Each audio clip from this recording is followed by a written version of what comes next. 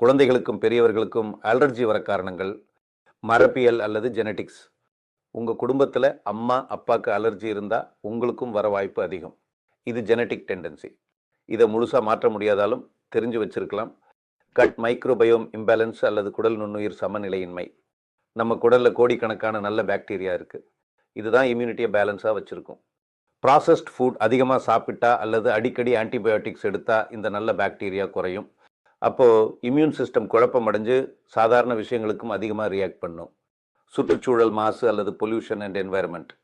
காற்று மாசு, தூசி, கெமிக்கல் எக்ஸ்போஷர் இவையெல்லாம் உடம்பை தொடர்ந்து இரிட்டேட் பண்ணும். இம்யூன் சிஸ்டம் அதை பெரிய ஆபத்து மாதிரி நினச்சி இன்ஃப்ளமேஷன் ஏற்படுத்தும்.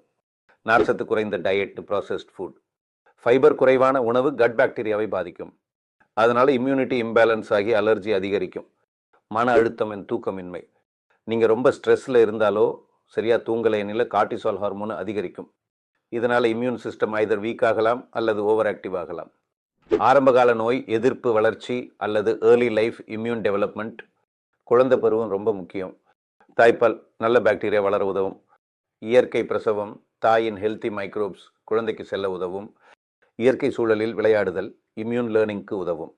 பேலன்ஸ்டு டயட், நல்ல தூக்கம், ஸ்ட்ரெஸ் கண்ட்ரோல், கட் ஹெல்த் கவனிப்பு இவையெல்லாம் இம்யூனிட்டியை பேலன்ஸாக வைக்க உதவும்.